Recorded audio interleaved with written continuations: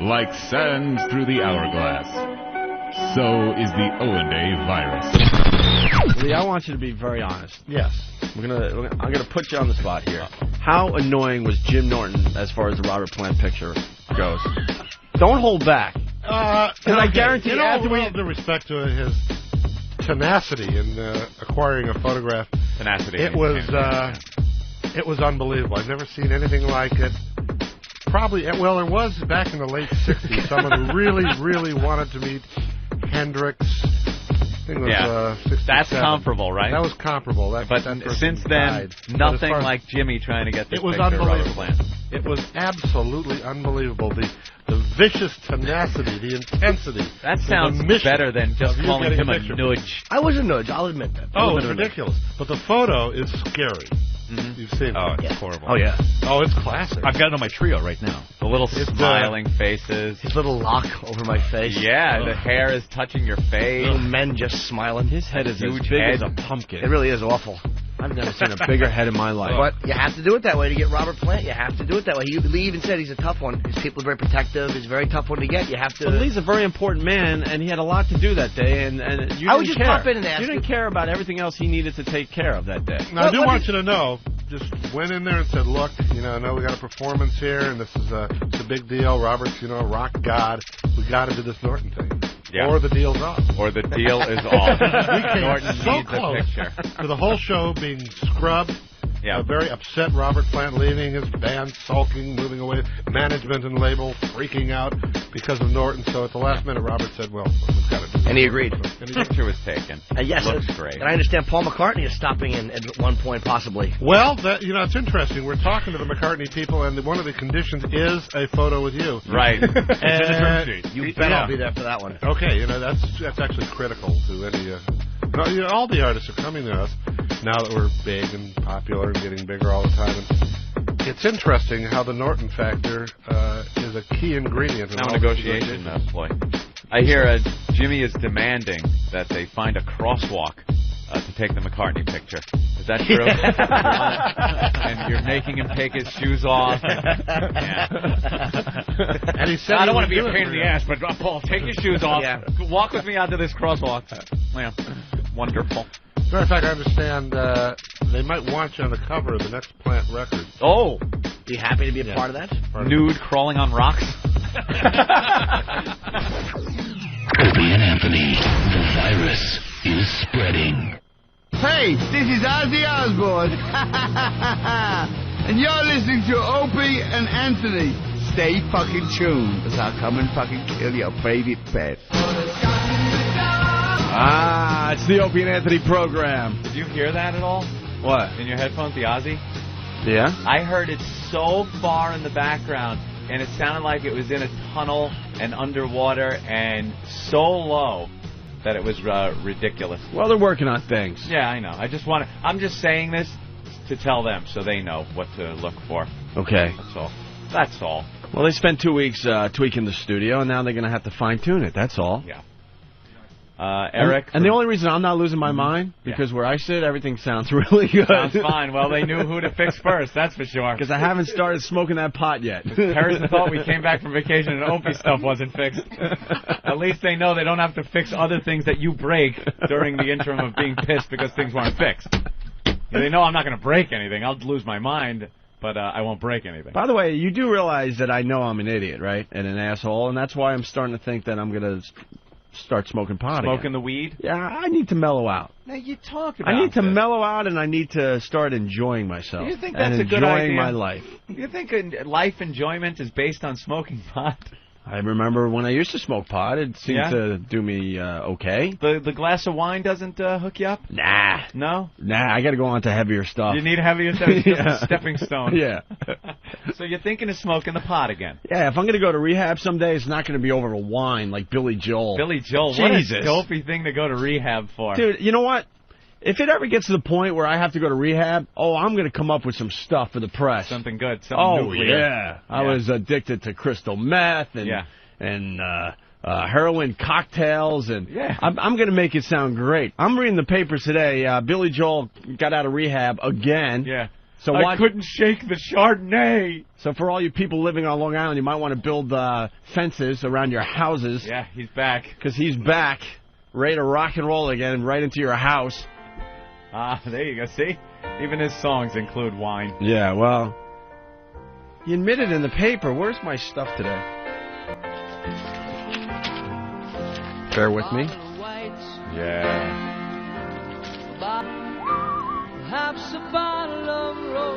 That's right. How about all three of them, Billy? Sure. While you're driving around Long Island. Yeah. Crashing into some old lady's house. That is one of the best stories ever. There goes Billy.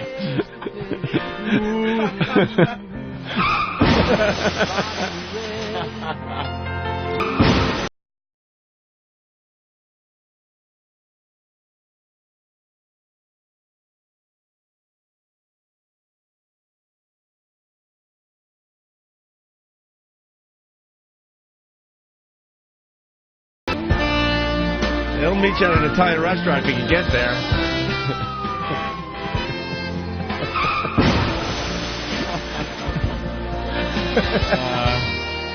Yeah, but in the paper today, he's a wino. It says he'll stick to women and songs. Jeff's rehab Billy Joel got a welcome home smooch from his wife, Kate Lee, in New York. Sunday, he left the Betty Ford Center where the piano man said he beat his weakness for wine. Okay with me,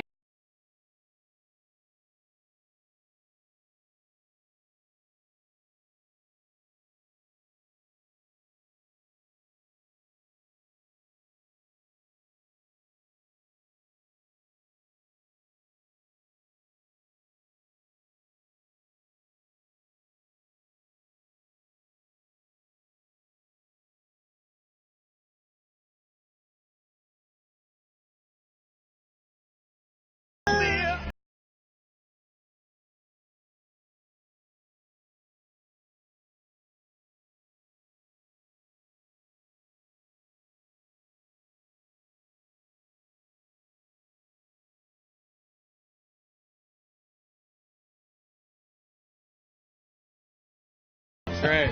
That ends that bit, unfortunately. All right, well, we were flowing until I fucked up. No, that's actually funny, Martini Steve. Yeah, his little wine addiction. Yeah, and he's married to like a 23-year-old or something crazy like that. Of course.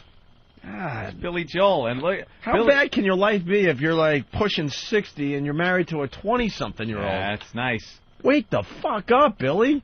He's definitely taking on an Uncle Fester look, though, isn't he? It's getting pretty creepy. It's, by the way, a really, really, really nice guy. Oh! Oh, sorry. Really? Yeah, extremely nice. Let me guess when you met him. Could it have been at BAB? At BAB. Charity begins at home. Charity begins at home. $5 minutes with Billy Joel here. Yeah, well. Yeah. So he's out of rehab today. That's one of the big stories. Yes, Jimmy? Dude, I think that she's just married to him because he's Billy Joel. Yeah? Wow. You're going out on a limb there, Jimmy. I'm just telling you. I'm just telling you. All right, where you want to go next here? We got so much to do. Well, I was quickly wondering about the pot thing. Oh, yeah. You want to start smoking pot. Maybe I've started. And, well, that's what I want to get into. You do seem high. Some of the shit you're coming out with. Maybe it's begun. Maybe it has begun, huh? Do you have contact with anybody that gets high these days? I have no Not clue. really, no. Nobody Except for our dopey listeners that like to hand it to you. Yeah. Remember that time in Boston? Holy ass. When we're talking. Well, we were doing a St. Patty's broadcast in Boston when we were working for WAAF. Mm-hmm. And Anthony and I, especially back then, gave the appearance that we were druggies. Did we? I don't know. Just because of the type of radio we were doing, and we were cranking out the tunes. You know something? We didn't try. We didn't go out there and say, yeah, we're going to smoke some weed and stuff. People assumed that we did because of the music and the lifestyle that we were leading, that we did, that we smoked pot or did coke or something. But we didn't. But the reality is we've been drug-free for drug-free. Sound like Voss now. We're not drug-free, but shut up, stupid. He's still getting that cheap applause. He was on Dennis Miller the other night, and he's like, I've been drug-free. Oh, stop it. Because the applause. There's one person I want to see with a heroin needle sticking out of his arm, dead on the floor. It's Voss. Did he really say that on Dennis Miller? Oh, yeah, he was on Dennis Miller, and I saw it. He killed. He really did. Yeah. But he went for the applause break, or Dennis Miller set him up because, they do that cute pre-interview crap, and Voss goes, I've been drug-free now for 19 years. 19 years. Oh, thank you. Oh, stop acting like you beat the odds, stupid. Everyone in entertainment is either sober or dead. Exactly. You're not a conquering hero. Moron. So we're doing this broadcast for St. Patty's Day from this bar. Hold that up to your ear. Banana food. Sorry. Visual for us. Yeah, things seem a lot funnier to me these days. Yeah, sure. A little high. So, we're doing this broadcast, right? Mm-hmm. And this kid comes up to me at the bar, and he's like, I'm a big fan, and he holds out his hand. Yeah. Shake hands, right? Shake hands. I was coming back from the bathroom, matter of fact. Right. So I grab his hand like we do. Mm-hmm. And in his hand is just a massive amount of weed. Yeah, he had some bud. Some bud, yeah. It was all, put together very nicely. Yes. But there was some loose pot as well. Oh, it wasn't in a bag or anything. No, that's what I mean. He just had pot in his hand and slaps it into Opie's palm. Slap like, hey, you guys are, kick ass, handshake. Pushes it into your hand. And now I have it in my hand. And there were other people, that were watching me as I was coming back from the bathroom. Well, because I was conversing with these people. Well, no, I'm going to get to that part. Yeah. But, I mean, as I was leaving the bathroom and the handshake took place, there were people around me, and now he has given me the pot. People are looking at me. I don't want to look like, wimp dude and kind of throw it on the ground or whatever. Like, whoa, dude, what are you doing? Yeah. Because then you get the label of being a faggot. Guy's not cool, man. He's a faggot. I gave Opie some bud, and he threw it on the floor, faggy. Well, I know, dude, and I saw him throw it on the floor. I saw it. I'm going right to the message board. Opie, faggot. So I'm like, oof, all right, well, I have this pot in my hand, and I'm thinking no big deal. So I go back to the bar where Anthony is, and our beers are waiting for us, and now Anthony's talking to these guys. I swear to God, this is a true story, by the way. No exaggeration needed. Now, I'm thinking I'll get to the bar, and I'll do something with the pot. What? Maybe roll it in a napkin and pass it off to Ozone or some of the other guys around the station that were known for smoking the pot. Sure. Because I wasn't going to, at this point, I wasn't going to waste it. I'm like, all right, I got out of that situation. It's still in my hand. I'll roll it up into something and just pass it on to somebody. That's what I was thinking. So I get back to the bar, and Anthony's there. I'm about to tell him what just happened when Anthony turns around and says, Opie, I'd like to introduce you to a couple of Massachusetts' finest state troopers. It's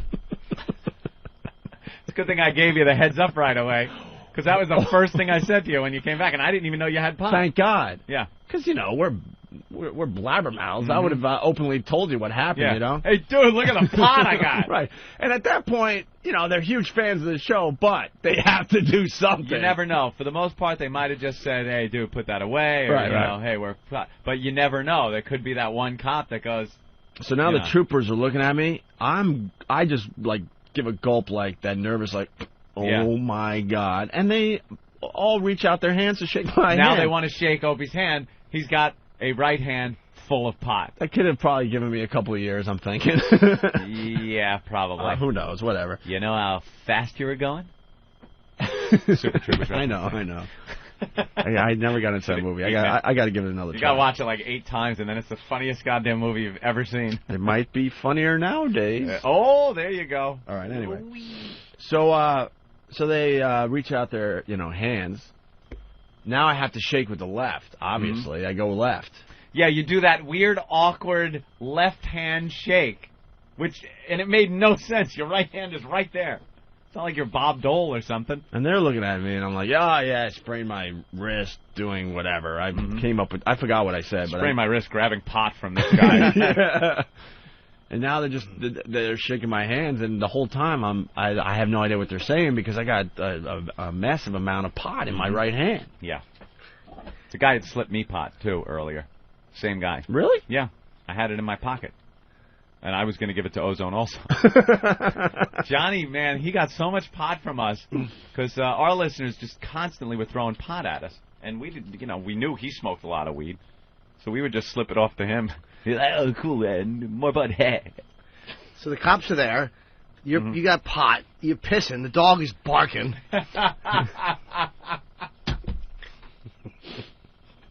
That's great. Very good.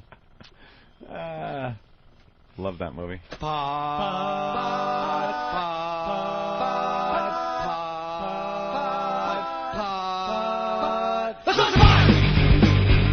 you can smoke it, you can chew it, you can really try to do it, smoking pot. The very worst of the Opie and Anthony FU line. Yeah, I'd like to give a big FU to my job. Car dealerships suck. You know which one you guys are. Somewhere in Garden City on Franklin Street. FU, you fuckers. Fuck you, you little fucking Jimmy Norton. Yeah, I was going to call and give you my best FU, but I fucking can't because I don't have the disclaimer paperwork to fill out, you fuckers. I'd like to throw a big fuck you out to Steve and his ability to have a store ready to inventory. He's a big fucker. Call the Opie and Anthony FU line at 1-866-FU line 1. 1-866-FU line 1. Well, fuck you very much. Opie and Anthony, XM202.